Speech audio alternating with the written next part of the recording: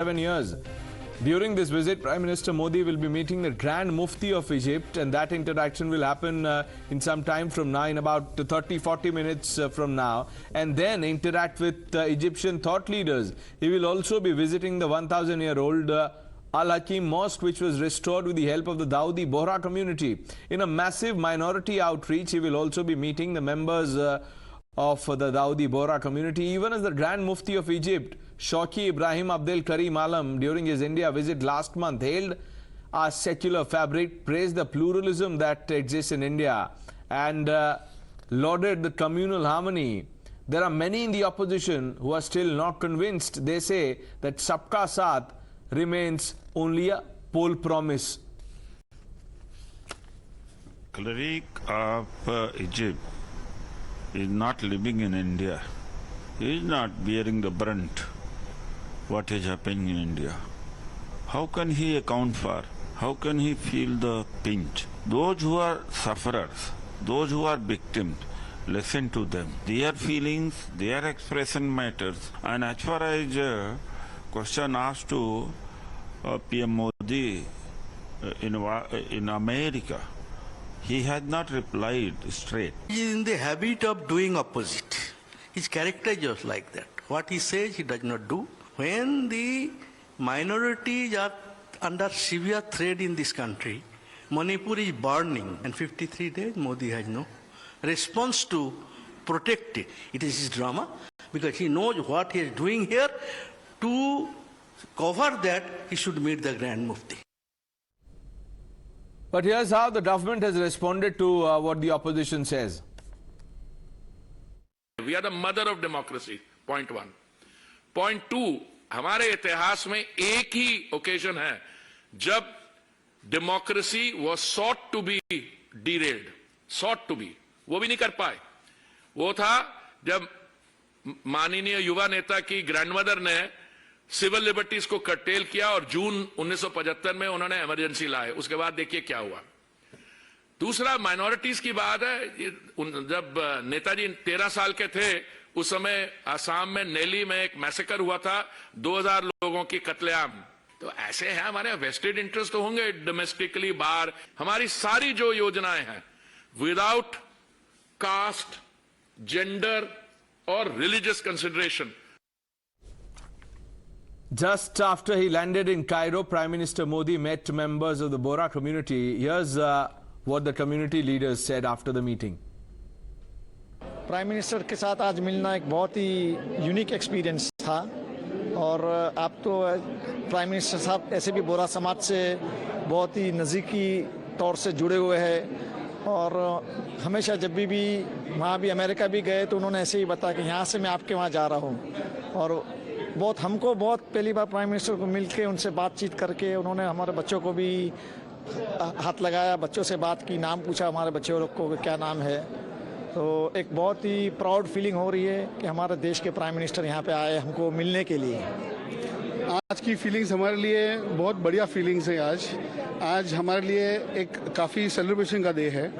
आज मोदी साहब यहाँ पर, जिन्हें पूरी हिंदुस्तान आज लव करती है, वो खुद आज यहाँ तशरीफ लाए हैं खुद, और it's a honour for us to meet him over here, और सबको बड़ी खुशियाँ हैं यहाँ पर. I am glad enough to meet mister Modi साहब today, and it is honored that he is here, and it is my pleasure to meet him, and he is coming tomorrow to visit the mosque also tomorrow, the Hakim Mosque, and we'll meet him there, and we welcome Modi Sahab over here. Regarding Modi Sahab's visit over here, it is really, first of all, it was a surprise कि भाई Modi sir यहाँ पे आए, मोदी जी यहाँ पे आ रहे हैं, और उसके बाद we really feel honored at the same time feel very proud कि मोदी सर यहाँ पे इतने सालों के बाद इंडियन PM यहाँ पे आए हैं. और all over the Egypt, हम लोग as Indians staying over here, everyone is talking to us कि आपका ये प्राइम मिनिस्टर यहाँ पे आ रहे हैं, and all that makes us really feel very proud over here. देखो जी, ये जो फीलिंग जो it's on a second, fraction of a second, वो इट्स लाइक अ वेव. जब आप खड़े होते और कोई मोदी जी जैसे, जो he is of course age wise is senior, हमारे, he is like our father.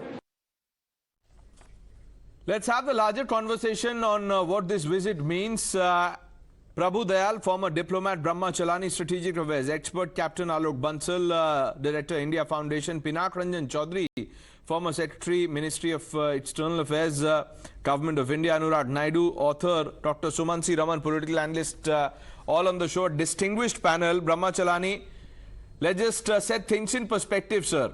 Why is this visit important? Egypt and India are founding members of the non-aligned movement. These are two very important countries of the global south. The fact that the Indian Prime Minister has not been to Egypt in 27 years makes Modi's visit quite significant. But we should not forget that the Egyptian President al-Sisi was the chief guest at India's Republic Day parade just 5 months ago. And despite India hosting President al-Sisi and making him the chief guest of the Republic Day, recently when the G20 held its tourism meeting in Srinagar, Egypt joined China, Pakistan, and Saudi Arabia in boycotting the Srinagar meeting of the G20. So that was very unusual, given the fact that Egypt and India are traditionally close partners. But what is surprising about Mr. Modi's visit, even though it's very significant in the context of the fact that no Indian Prime Minister has been to Egypt in 27 years, is that this reciprocal visit to Egypt after President al-Sisi's visit to India has taken place just 5 months later. Normally, reciprocal visits take place after a good gap. But this has happened just 5 months after al-Sisi was in New Delhi. So overall, I think this visit is an important occasion in trying to correct misunderstandings, in trying to forge a traditionally close relationship with Egypt, and the fact that Prime Minister Modi is going to visit a very important mosque in Cairo is also quite significant. Pinak Ranjan Chakravarty, many people believe, and I'm only talking about the commentary, the political commentary about this, that this is nothing but a photo opportunity. I'm afraid that would be a rather facetious, description, and I don't agree with it. India, as you know, has a changing sort of a policy towards West Asia. Let us not forget that Egypt and India have had very good relations in the past, and in between, of course, things someone felt, the eye was taken off the ball to some extent. But Egypt is the largest and the most populated country in the region. 107-8 million people, large market, strategically located, controls access to the Suez Canal, through which a lot of trade flows, Indian trade to oil comes, so lots of things. So Egypt has been economically hit by the Ukraine war. And it had to turn to India, for example, for wheat supplies, and we stepped to the plate and supplied wheat. Okay, I mean, they did not send an official delegation to Srinagar, but the travel agency people all came. As far as I know, it's only the official delegate was missing, but the travel agency people came as they did from other countries. So I don't think we should take that as a great affront because they didn't turn up for the G20 tourism meeting in Srinagar. We have bigger strategic sort of congruences with Egypt now, and Egypt is also looking towards India. Egypt needs economic assistance, investments. To when I was posted in Egypt along with my dear friend and colleague Prabhu Dayal, Egypt's population was about 40 million in the 1979-80.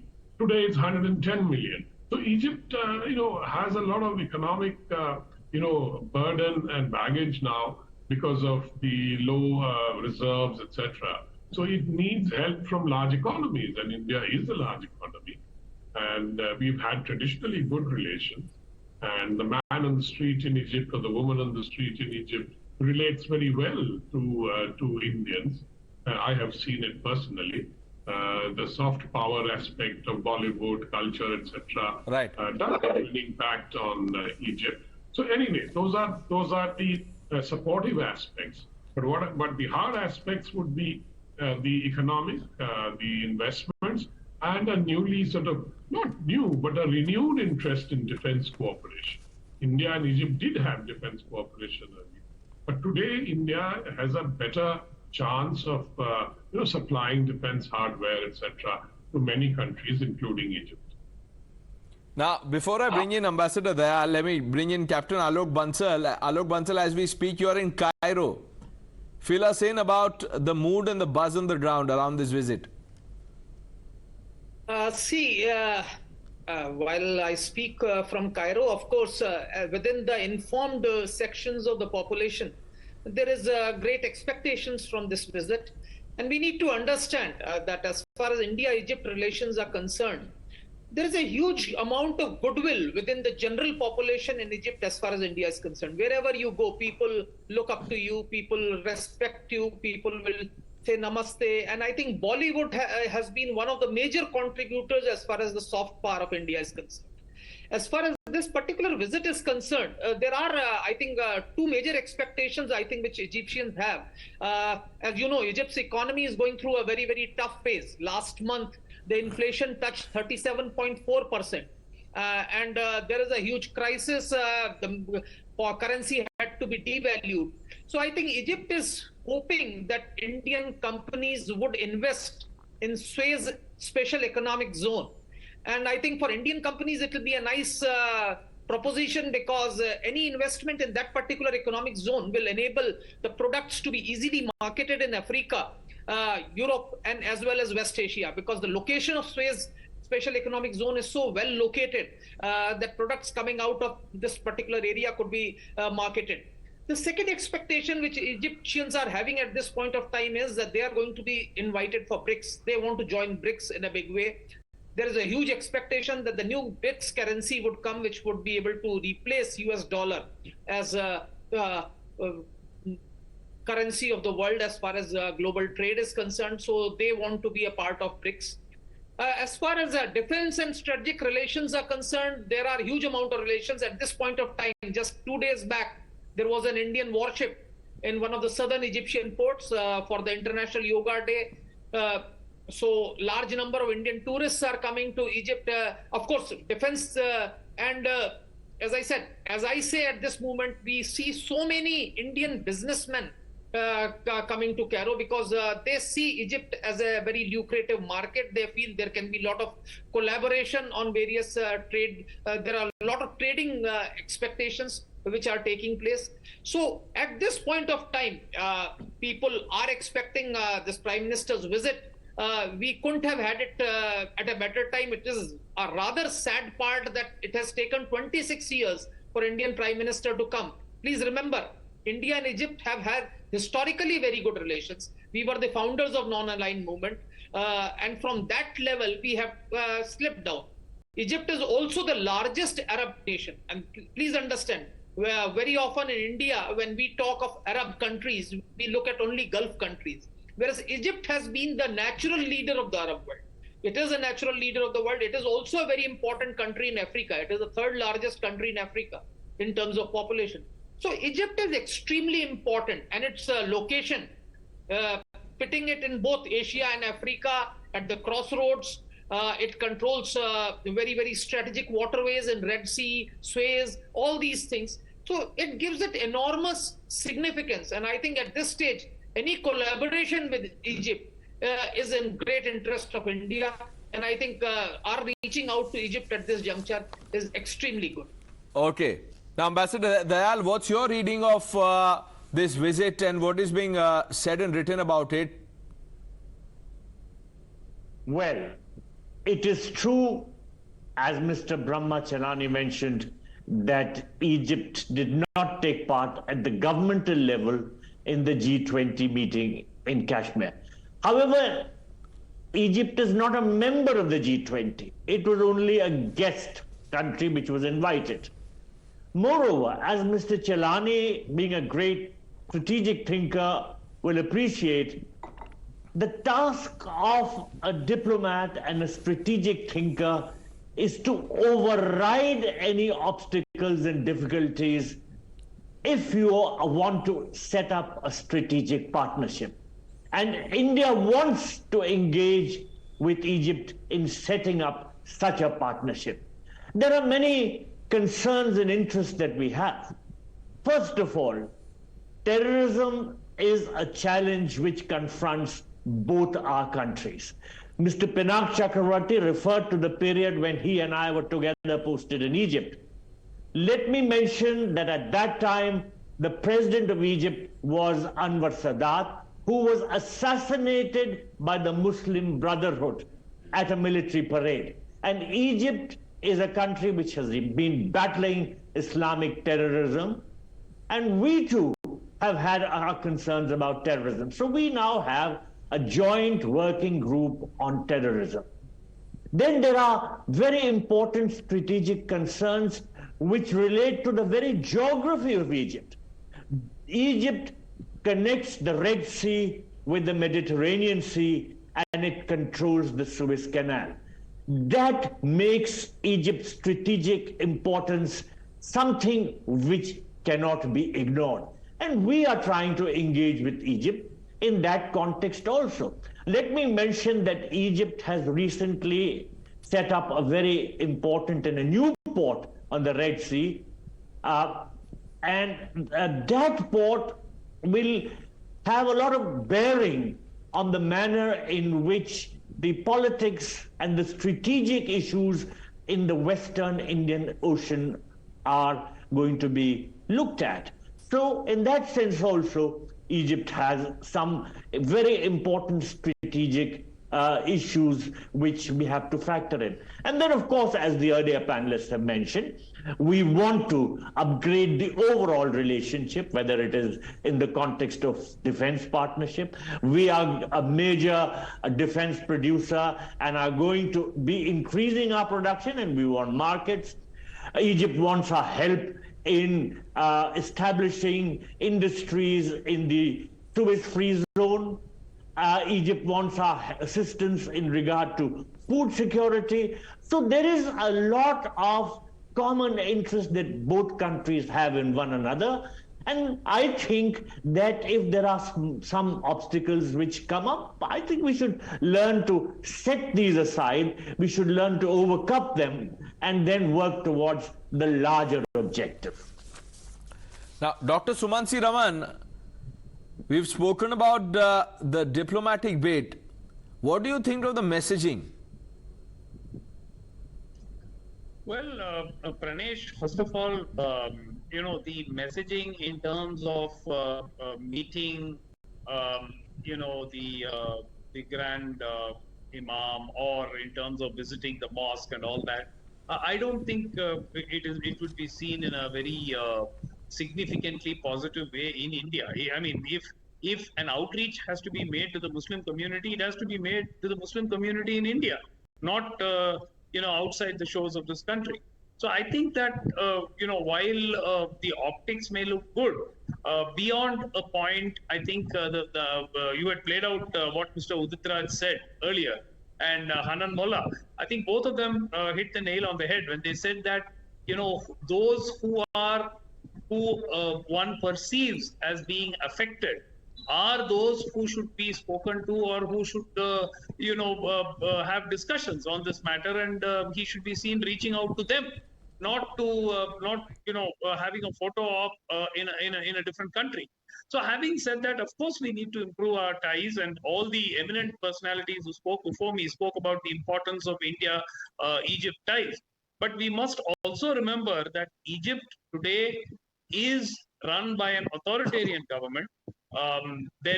Democracy is, for all practical purposes, a sham there, though an election is held, and the last election, by the way, was held with a government supporting candidate who was sort of told that he would be the person who would oppose Al-Sisi. So we must understand the context in which these talks are being held, the fact that Egypt is, for all practical purposes, an authoritarian state. Now, as an aside, I can also tell you that Mr. Sisi has written a book, and that book is titled "Democracy in the Middle East." So I think that there's a lot of irony as far as that particular title of the book is concerned, because there's very little democracy where he himself is holding the reins of power. But I think the point we have to make is, if there is going to be an outreach, it has to be in India. And such gestures outside the country may be great for a photo op, may be good to show off in other diplomatic circles, but I don't think that it makes a practical difference on the ground. Anurag Naidu, respond to what Dr. Raman has said. Look at from the optics of minority appeasement or a Muslim appeasement. That's ridiculous and that's nonsense. It has never been the case, because whenever you talk about Egypt, okay, let's talk about Egypt as an Islamic state. Right after Prime Minister Modi assumed the office in 2014, I challenge everyone in the panel to give me a counter argument. Every Islamic state which is moderately Islamic, that in sense like any very Arabic state, every Middle Eastern state has improved relations with India. Today, India's relations with UAE is on all-time best. Who would you credit it? Today, the relations of many other, even Egypt is an all-time best.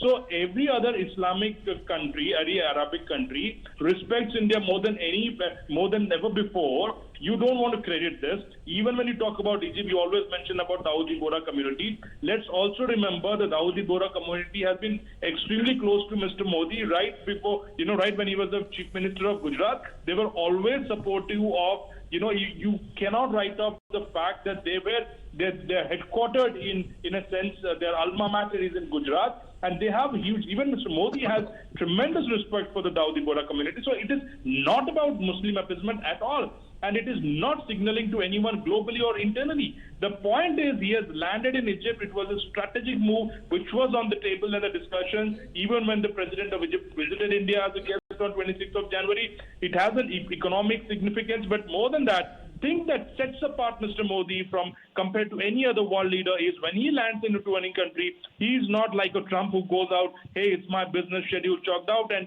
I'm going to do ABC meeting, I'm going to knock off. He speaks about culture. He speaks about tradition. He speaks about other ways which can bring people together. Of course, he has both meetings where he's going to meet with the businessmen and diplomats. But he also speaks about people. He meets people. He says, let's connect. And every time when he goes out, he says, आप लेके आइए भारत अपने guest को, आप लेके आइए हमारे दोस्तों को भारत, आप उन्हें भारत दिखाइए.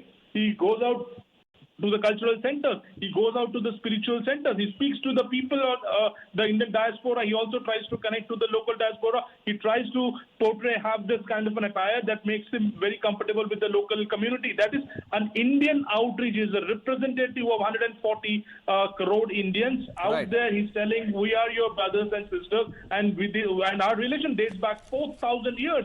And there is extremely very strong relevance to the culture and the civilization between India and Egypt. Why should we not revive it? And when somebody is at an all-time high, you call them names. Why did they boycott the G20 meet? You call them.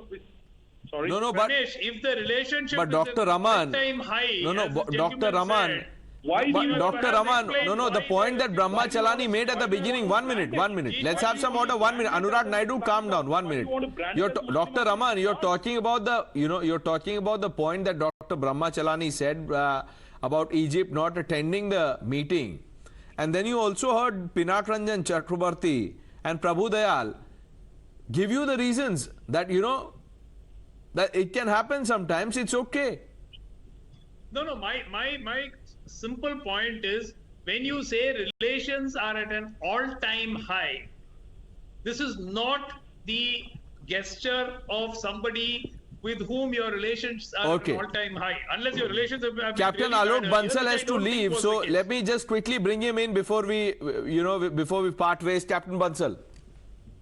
Yeah, firstly, I just wanted to say why Egypt did not participate in this particular tourism meeting. We need to understand, Egypt is not a member of the G20. It was a special invitee. When it was invited, it had made very clear that which all meetings they would be attending. They did not attend the first meeting on tourism. They did not attend the second meeting on tourism. Nobody asked any question. But when they did not attend the third meeting, everybody wants to ask them. But they had never said that they would be participating in any meeting on tourism. So please understand this particular factor as far as this is concerned. Now coming to this particular place, as far as India and Egypt are concerned, Egypt has successfully countered the Islamic radicalism to a very great extent. It was a country which was afflicted by Muslim Brotherhood. One of their president was assassinated, as has been brought out. Their presidents have been attacked. And I think today, President Sisi's Egypt has managed to get over it. And we need to also understand that if we have to fight Islamic radicalization, we'll have to create a counter narrative. And Al-Azhar University, which exists in Egypt, has a huge say within the Sunni Muslim world. In fact, it is the ultimate authority. Almost all intellectuals in the Arab world have been associated with this particular university, and any narrative or counter narrative that comes from here will be very, very useful. So this is another field that is tackling terrorism, tackling radicalization, where India and Egypt have huge opportunity to collaborate. And I think this will also go a long way in bringing the two countries together. All right, Captain Adil Bansal, we know we've we'll have to let you go because you've prior engagements, but thank you for joining us and trying to put things in context here. Deshrata Nigam now joins us on the broadcast. Sir, good evening. Brahma Chellaney, diplomacy, and we've discussed this, sir, with you. I remember distinctly that diplomacy is as much about delivery as it is about messaging, perception. In terms of that, how are you seeing this? Well, at first I agree with the two ambassadors we have on the panel that Egypt's non-attendance in the G20 tourism meeting in Srinagar should not come in the way of forging closer partnership with Egypt. Because Egypt is such a important, such a critical country. Also, it's a country that today, which is in the midst of a profound economic crisis, an economic crisis that threatens to create political instability in that country. And if Egypt is unstable, it would mean the resurgence of Islamic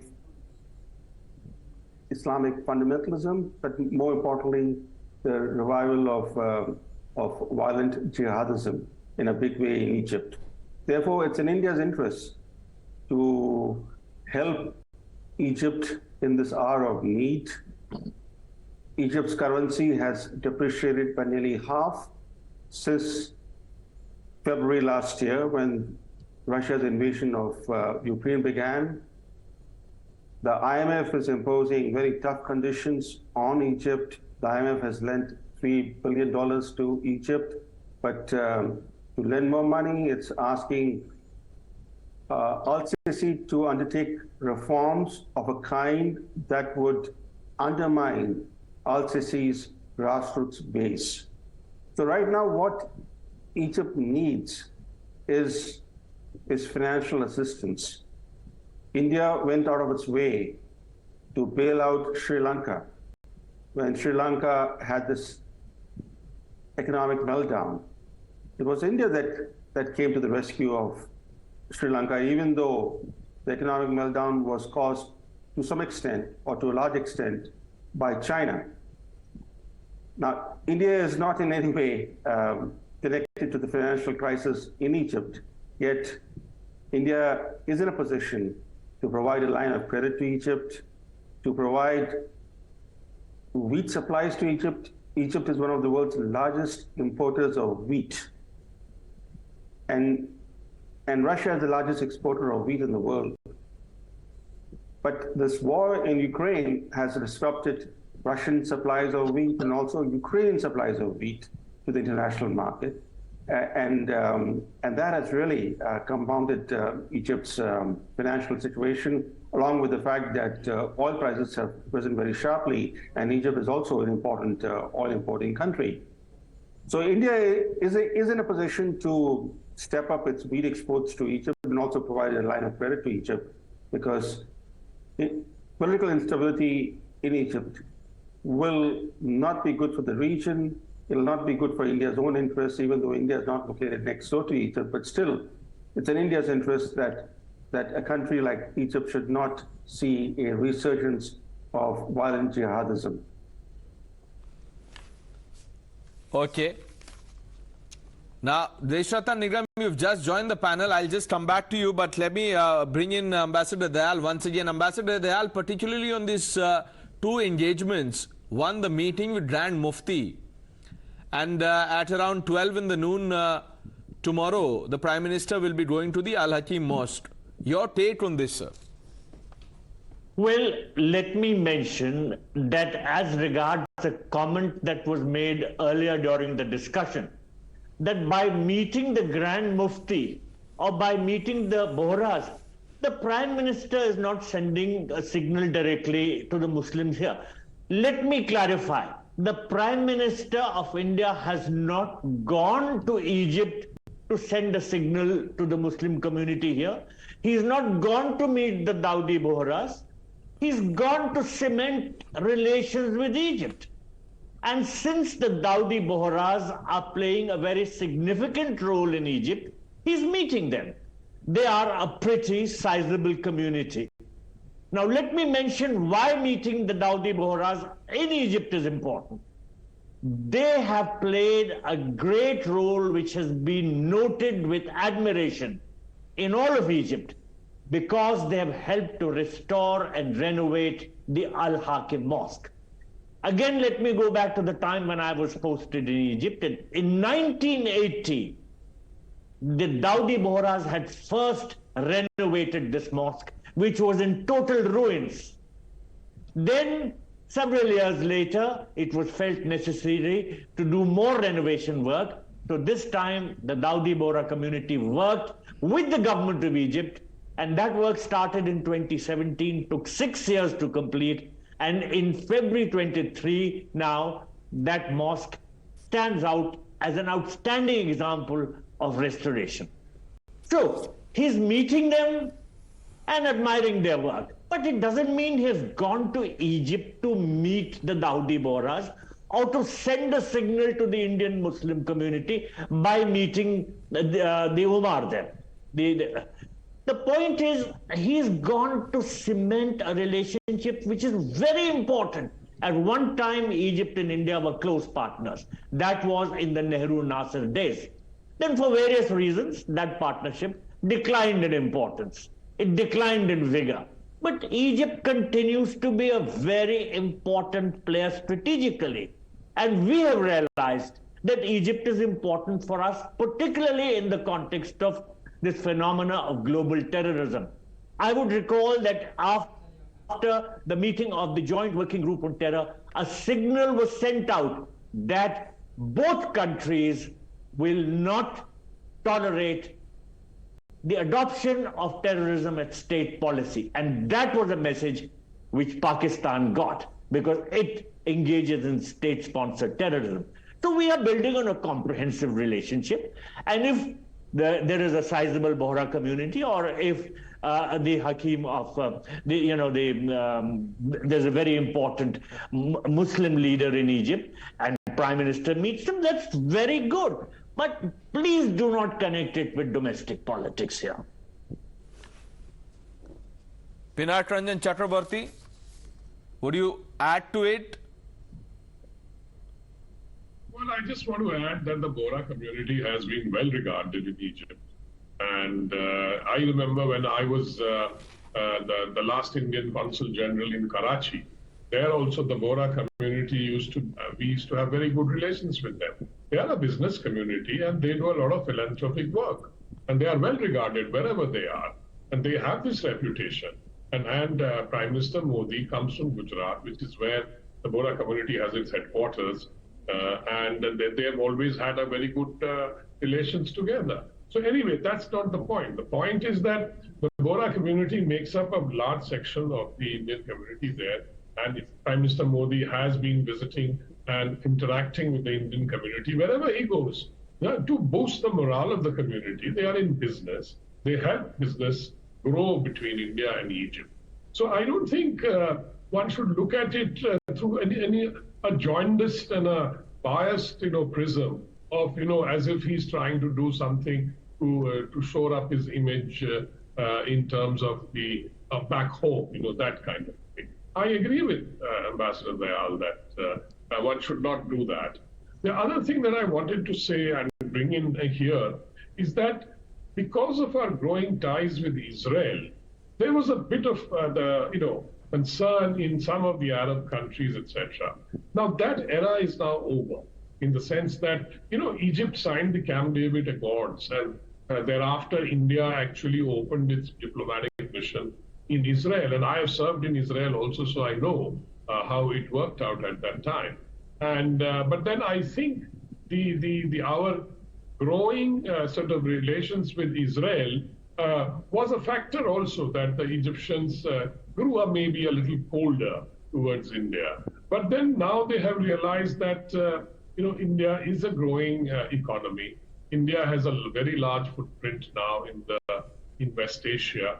And look at India's diplomacy and foreign policy, where we now maintain very good relations with Egypt, with Israel, with Saudi Arabia, with UAE, and with Iran. Although they don't have very good relations among themselves, at least some of them. Right. We have managed to build relations with all these countries.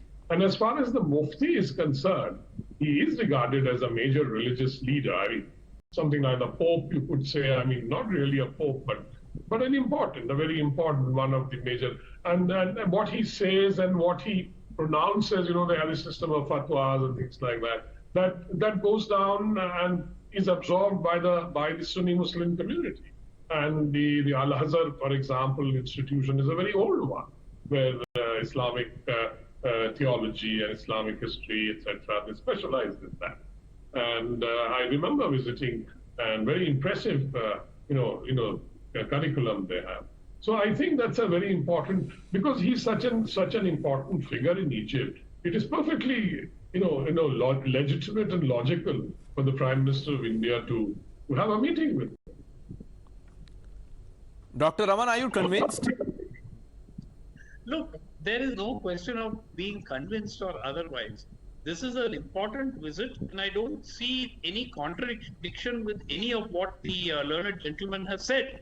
Now, the only issue that we are talking from a political prism, really, was the visit, was the meeting with the Grand Mufti and the visit to the mosque.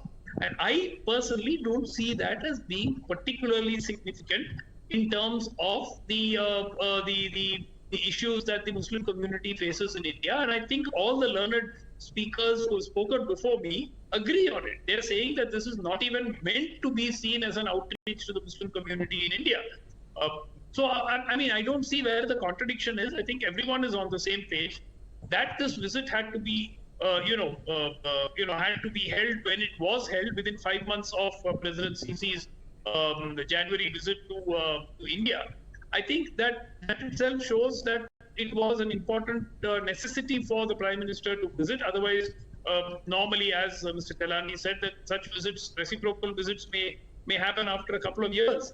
So the fact that it has happened within 6 months definitely means how important the Prime Minister and the diplomats in Delhi and the MEA consider such a visit, and it's happened. So I don't see any contradiction with what any of us have spoken here, except that we, if this was meant to deliver a political signal, it is not. And I think that the others say that it is not even meant to deliver a political signal. So therefore, there is no contradiction at all.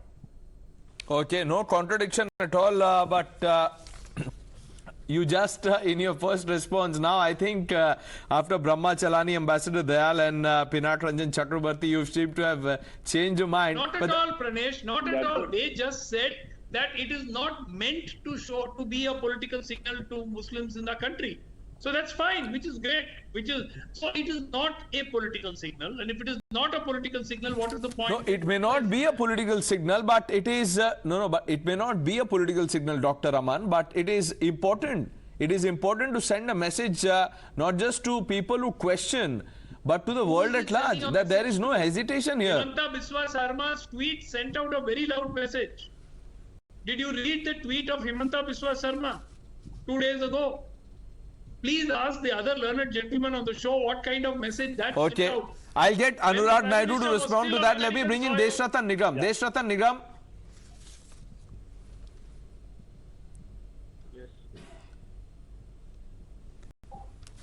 You read my first response? Yes, sir. Ganesh? Yes, sir. The fact is, if you notice, Prime Minister, while addressing the US Congress, clearly mentioned that the African Union be made a part of G20. And Egypt being the gateway for the entire Africa, this is very important, and this is going to pay rich dividends in future so far Indian diplomacy and Indian foreign policy is concerned. Therefore, the importance of Egypt that you see, and was clearly visible if you link the Egypt visit and the address of the Prime Minister to the US Congress. Now, secondly, the bilateral trade agreement that Egypt-India has from 1978 onwards has a most favored nation clause. That means the relationship is going on the basis of very sound footing, and this is where the economic crisis, as Mr. Chellaney pointed out, will be dealt with by India. India is an opportune time to lend helping hand to the Egyptian government and the people of Egypt. We also have the great civilizational connect from the ancient times. Both lotus and cows were worshipped there in Egypt, also in ancient civilization. So those are common factors, and visiting Al-Hakim Mosque or meeting Bora community, these are important parameters of Egyptian civilization community. So you got to go and meet these people. So this also reinforces the people-to-people contact between the two countries. And also visiting the war cemetery, Heliopolis War Cemetery, is also a tribute to the Indian soldiers who gave up life for the Egypt during the World War I. So look at the Prime Minister's total itinerary. It's a complete itinerary, which is a part of an excellent diplomacy and Indian foreign policy, for which I think the Indian Foreign Service and other people in the Ministry of Foreign Affairs have to be complimented along with Mr. S. Jaishankar. So it appears that India is playing its cards very well, both in terms of its diplomacy and foreign policy, and secondly, the trade relations. And meeting a business community like Boras, which have always been close to the Prime Minister, whether it is in India or US, wherever he goes, you will always find Bora community present there. So there's nothing wrong. And even if signaling takes place, it is on the positive side. For those who take the signals as positive, is something great and good.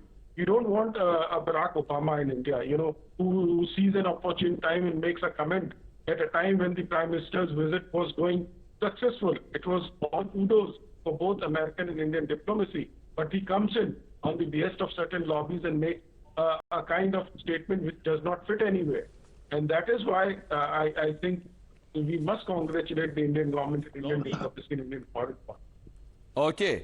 On that note, I'm taking a short break, but we return to this with this distinguished panel that we have. Anuradha Naidu, I'll come back to you. Let me take a short break. Viewers, please stay with Times Now.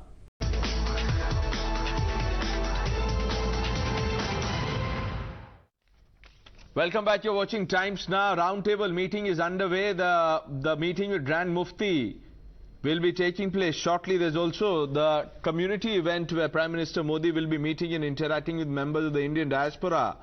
Now, Anuradha Naidu, quickly respond to what Dr. Sumansi Raman said.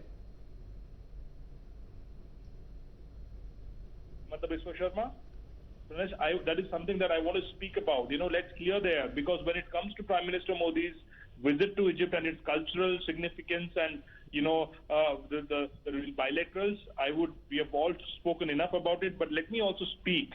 There is nothing wrong if some person expresses his personal opinion, because when we question 110 times our Prime Minister, you should also question at least once, why did Obama come to India all the way and said Modi is my friend? Why did Obama showed all the emotions and all the spirit in his life that there's no bigger friend than Mr. Modi? That's when it all started. Now what happened to him? Did you give one question to him? Why did you take a 180-degree turn? You asked 110 questions to the Prime Minister or somebody else. Now the Prime Minister has taken an international journalist. He has accepted the question.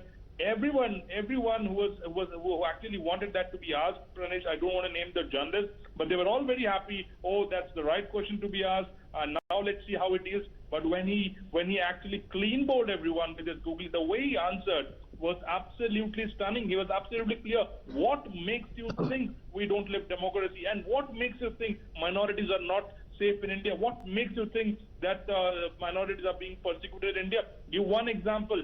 So you will never be able to give an example, but make a generalized statement that one community is not safe. And that is exactly something that, you should look yourself into the mirror while we say this, when our Prime Minister is reaching out. You people, I don't know why they don't understand about the importance of energy security, the importance of, the national security.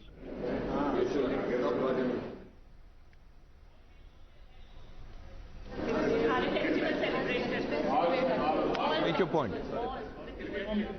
So India is in a cusp of a situation where we are ruling the global economy, and if we don't have a good trade bilaterals, if we don't control energy, if we don't control, geopolitics, and then we are going to lose. When the Prime Minister takes a step, you say, come on, he's going to Egypt and he's for a particular community. He doesn't need to have any kind of, recognition from the Dawoodi Bohra community, who has always been a supporter of his, and they're not a population that will influence the elections. They're a very small population, but they feel absolutely confident and safe about Mr. Modi, and history tells us it's not today. So he doesn't have to go all the way to Egypt to woo them. He has gone there because we all understand the importance of Suez Canal. We all understand the strategic location of Egypt as a country, and we all understand that now India has an excellent relationship with Arab countries, and we've already had great relations with African countries. If we have Egypt also, with us, we control the entire geopolitics of the entire Middle East. So we really don't want to speak about it, but we just want to cast aspersions on the Prime Minister, and that's very unfortunate. We can refrain from making generalized statement without having any evidences. Now, let's try and pick up the gnat on these pictures. I'm sorry, we'll have to cut live to these pictures full frame. Prime Minister Modi in interaction with members of the Indian diaspora there.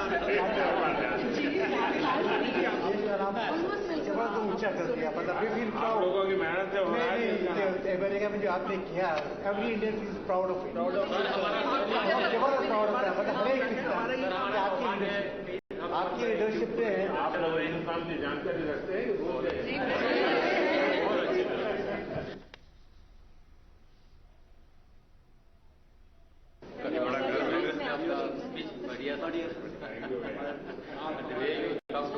Number 3 in the world in our economy. Inspiring. India's growth and the world growth and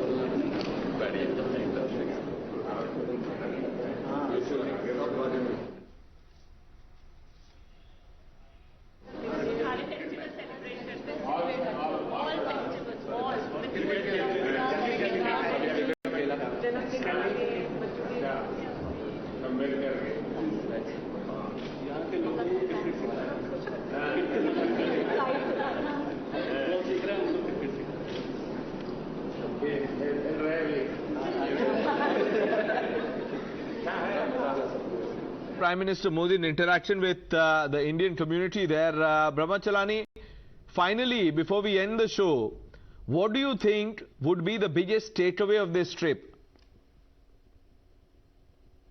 Well, I think the visit to Egypt comes after his great trip to the U.S. The trip to the U.S. will stand out for the pomp and attention that Biden lavished on Modi.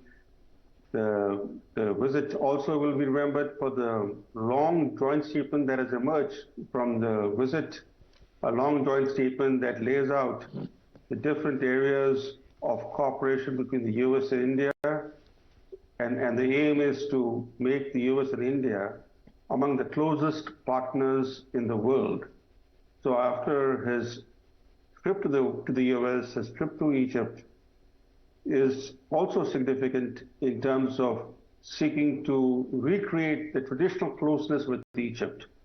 If Egypt and India can be close partners, the way U.S. and India are seeking to be close partners, Indo-Egyptian collaboration will be so important in giving voice to the global South, in giving voice to the aspirations of the developing world, and therefore forging a closer partnership with Egypt is very important in the larger context. All right. On that note, I thank all of you, Ambassador Dayal, Brahma Chellaney, Captain Adil Bansal, who was with us, Anuradha Naidu, Adeshrata Nigam, and Dr. Raman for joining us. You're watching Times now, taking a quick break. Lots more lined up with on the channel. Please stay with us.